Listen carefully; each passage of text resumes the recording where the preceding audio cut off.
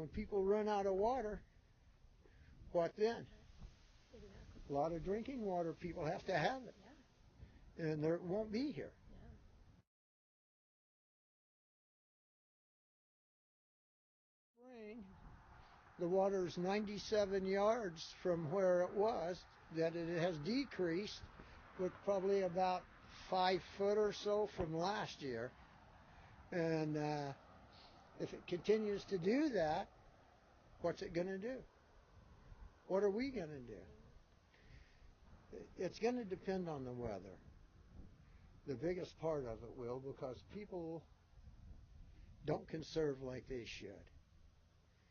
And it's going to be up to Mother Nature, I think, if we get through it or not. What are we going to do?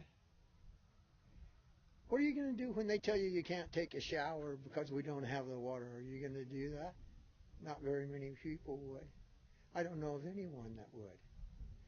You know, or right now it's in the winter. You can't even water outside. The water's so low.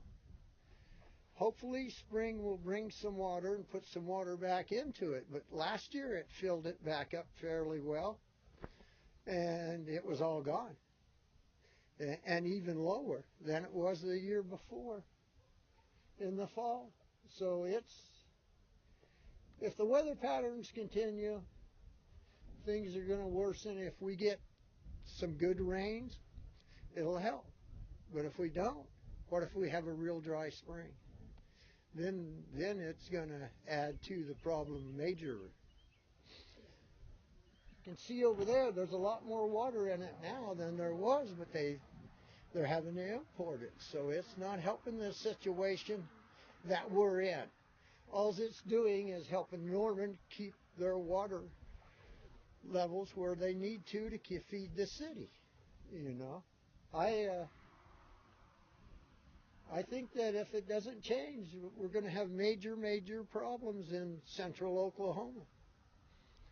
All of this area should be pretty much underwater. The trees down there should have 3 to 4 foot of water on them, and as you can see, it's not, and hasn't been for a good while.